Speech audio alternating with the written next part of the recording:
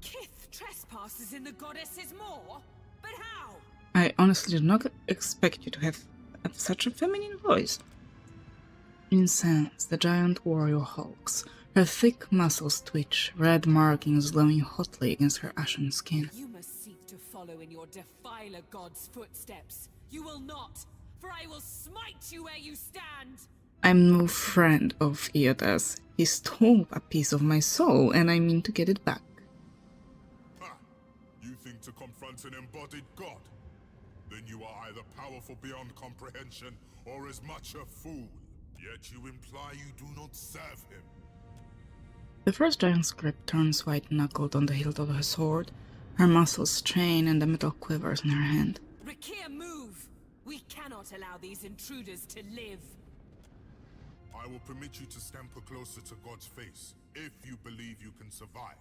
Scurry deeper into the maw, but know that my brethren may squash you.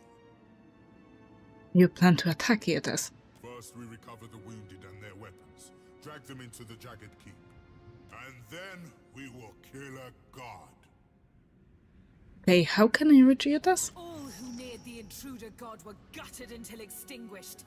You think your soul could last even half so long as Rathoon's? Maybe the Kiths will last longer. Only Margaren's shrine with our Jagged Keep can lead you to the Defiler god. Kith, if Margaren wishes you to face him, surely she will fire the way.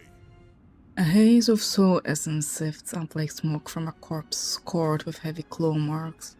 Oddly, no blood pools beneath the body. The wounds have been cauterized.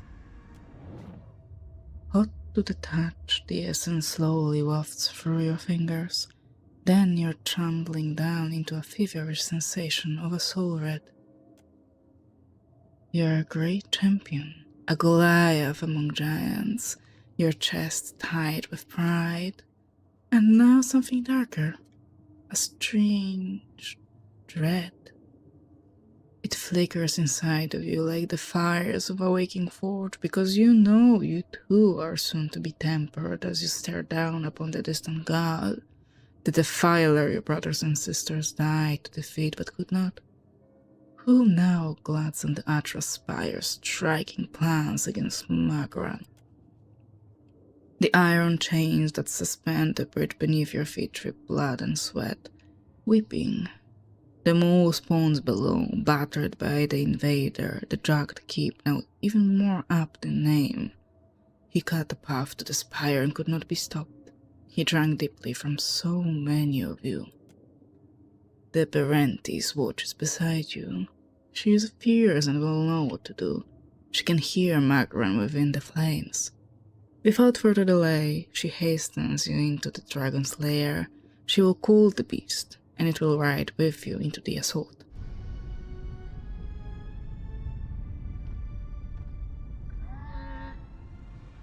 Okay, you are one ugly dragon.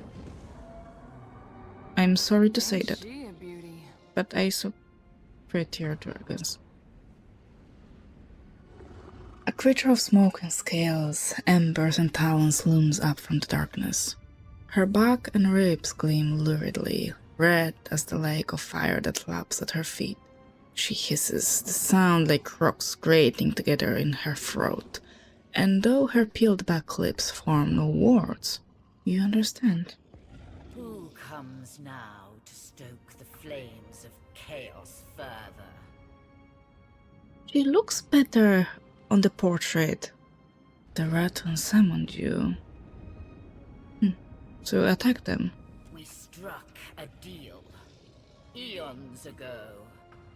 I did with a wily Brenthis. It's true these Rathoon fed me exquisitely for so long. But today, they sought my wings like a firestorm to battle.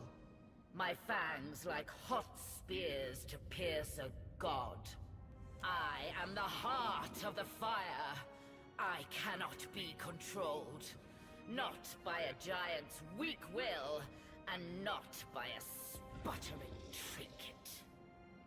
That arrogant priestess thought to ride me, the magma that fires the mountain. she sought to command me. So I consumed her. And you still didn't fight alongside them. The Rathoon forged their deal when I was but a hatchling. Now no one controls me.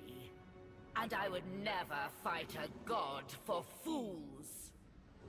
You know, Rautai might be interested in a similar arrangement. I could put you in touch with the right people. The dragon snorts smoke from her snout. You are a creature most amusing. Perhaps I shall yet allow you to live. Well, Magran would do anything to stop Eothas. If she erupts this volcano, you'll be destroyed along with it. Should I believe the wretched words of a trespasser in my den? Not. Even were it so, the fire feeds me. It can cause me no harm. Believe me, dragon, I would not lie about such a grave matter. Perhaps you speak the truth, and such may come to pass. Only fools die fighting the gods. Okay, this is the second dragon we've encountered in quote-unquote feat. You stand before the shrine of Magran, goddess of flame and war. Lifting your eyes, fiery motes begin to streak across your vision as you stare into the imposing cast of her likeness. For the span of a single breath, everything falls eerily silent. The Rathoon behind you fade away. Flames to either side of you flicker higher, dancing without sound. But the heat is real, licking at your skin. Then metal groans as Magran's statue bends her head to you in greeting. Watcher, the time does not allow for niceties. Even now, Eothas gains strength from the spire. What progress have you to report? The Rathoon are preparing a final assault against Eothas. Then they will burn to ash and return to the mud kiln from whence they came. She leans forward, the copper of her corded arms gleaming from the blustering flames. She tugs her sword free from her plinth, and the entire shrine shudders with heat. Presently, I shall erupt this volcano, and with it, consume Eothas. I suggest you retreat if you at all value your mortal form. I need more time to reach Eothas. I can give you only the moments more it takes me to fully fire the depths of this maw. After that, I will not stay the assault. Even for you. Of course. Fare thee on, Watcher. My condolences, should you die. An avatar of the goddess flashes over the imposing statue before you. As the image fades, her absence leaves the shrine cold and deathly silent.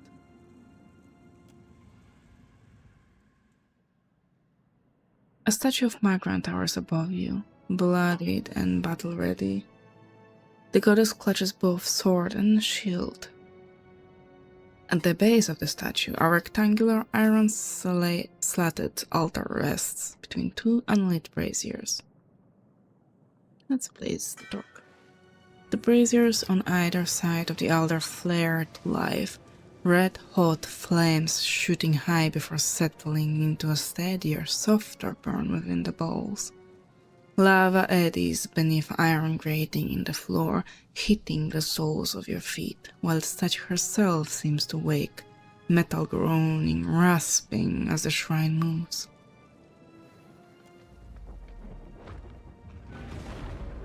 Hey.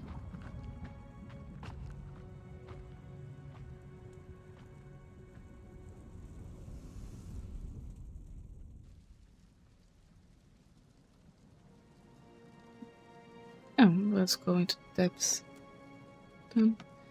Before you trigger the shrine to lower into the maw, you realize not everyone in your group is standing on the platform. Rather than leaving someone behind, you wait to start the descent. Watcher, I wasn't sure you'd make it. But there is enough of you in me to grasp that you had a better chance than most. Some would say it's because you have a strong soul.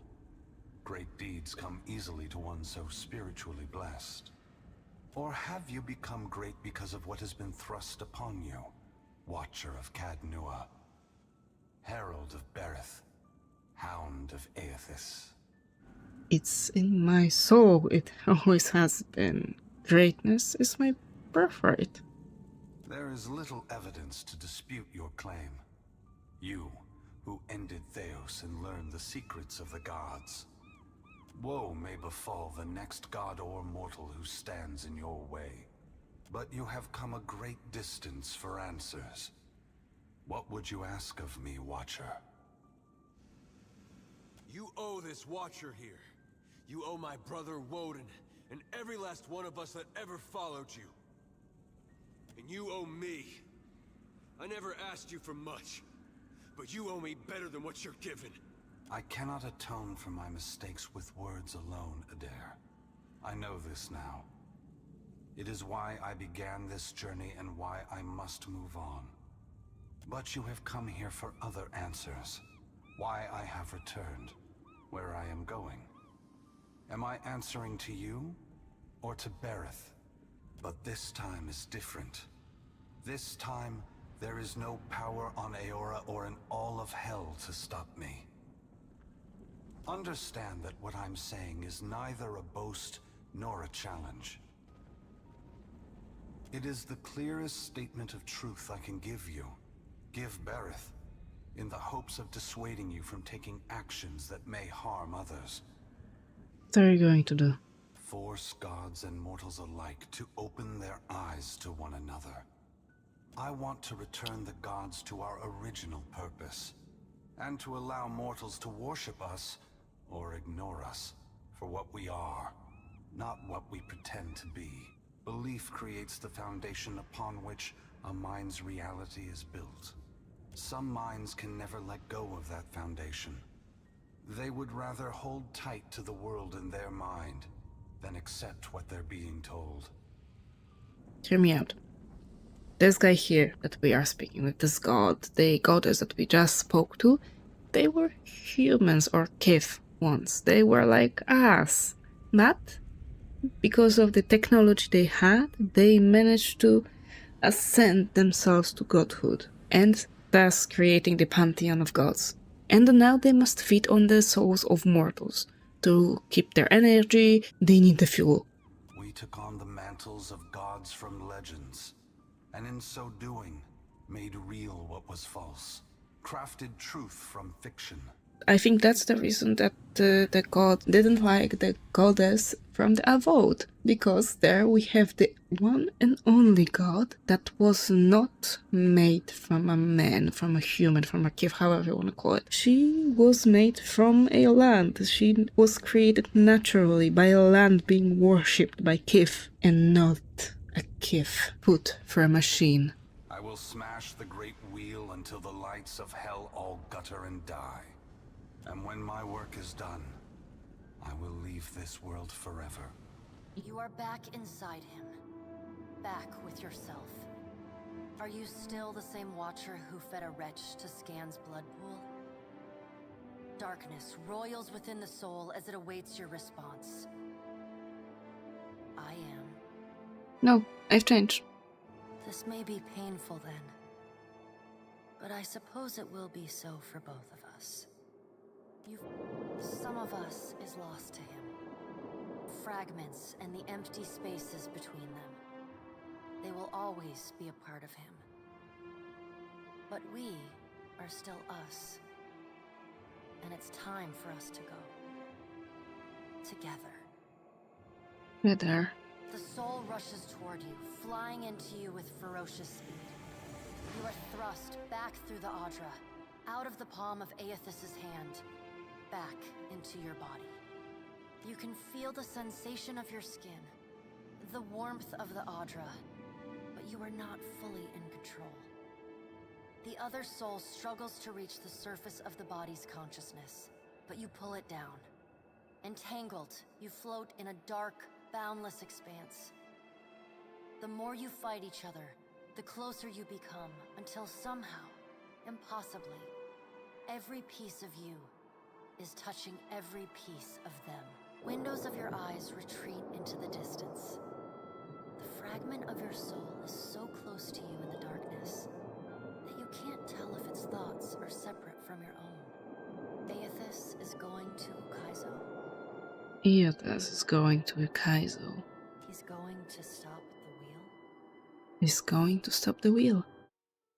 Why not create another god? That's why we need the machinery. We need the machinery on Ukaizo to create a new god.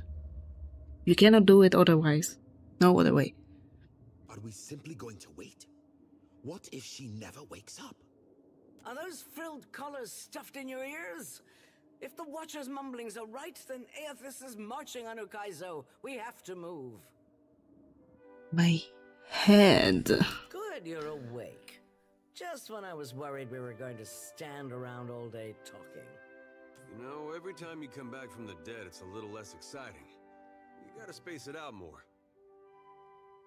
How many sacrifices to speed that process? Actually... Actually, that might be a good idea. Because the creation of the avowed goddess was because there were natural disasters on the island happening as well.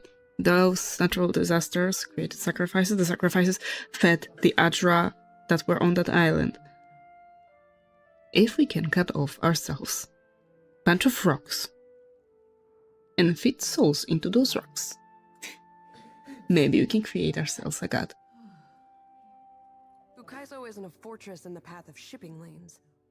We don't even know if this mythical island has any defensive value. When this campaign is spread across razor-thin margins, how does the company plan on sustaining a garrison half the world away in uncharted seas? All the powers imagine that Ukaizo is a symbol for control, and they're willing to bet everything that they're right. Ukaizo. We are actually going to Ukaizo. Yes? The tribes will look to me to bridge our past and our future. A heavy responsibility, I say. I'm more interested in catching up to Eothas. Ikara, how refreshing to know your course. One day for me, perhaps. They really wanna punch the Jehu. Ukaizo should be the discovery of our lifetime. With the trading companies and the Principe ready to descend on each other, I wish the island had kept its secrets a while longer. The world around you darkens, and once again you feel an insistent tug for your attention. The pull centering from Tekehu's soul. It pains me to see my boy so conflicted. Questions tear at his heart, and the ache reaches me even here. Andra pops her jaw on her fist and regards you coolly. If you continue to encourage him, his life will grow more complicated. He will be the savior his people want. Someone to drag their past into the present. Empires have fallen since I favored the Huana with power and wisdom. How they wield it is their choice. Just see that my boy comes to no harm. Honestly, he is the more favored child. He is Andra's godlike. I am also Andra's godlike, but I apparently am a common one. Well, he is a special one. So he's literally the favorite child to Andra. And I'm just here to do all the bidding, all the hard work. A wave of blistering heat hits you. Then a sea salt wind. Divine voices boom and screech. Their words shake the platform beneath you. Shake the very air around you. The gods are fighting. Nah, I'm not intervening in that. I don't care. Smiles. Enmity and animus, Watcher. Two old songs we sing in well-practiced harmony.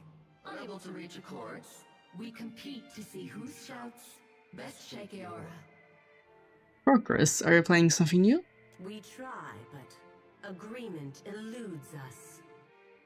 The time has come for us to seize the power we have long left untouched and absorb our scattered children. No. Andra nods, her lure bobbing bright. Terrible though it would be, perhaps you are right. No. Didn't Megan mention this once before? I did. And I was scolded like a child for my terrible audacity. I disagree with this plan. I hate this plan. Should we be killed in our god forms, we can possess you, our godlike children. Or should we face a force too powerful to stand against, we can absorb your souls, granting us additional strength. There is another topic we have yet to address. No. The Pallid Knight holds up one gauntleted hand, and the other gods fall silent. Tell me, Watcher, where do you stand? We can no longer count on the gods for guidance. Kith will have to figure this out on our own. Perhaps you misunderstand. This is not a test you will overcome on your own. Eothas intends to change the fundamental structure of life and death. Does that not frighten you? You, Kith, who are most vulnerable? It does, but I will not let fear rule me. Eothas loves the mortals more than any of us. He has always been their greatest champion.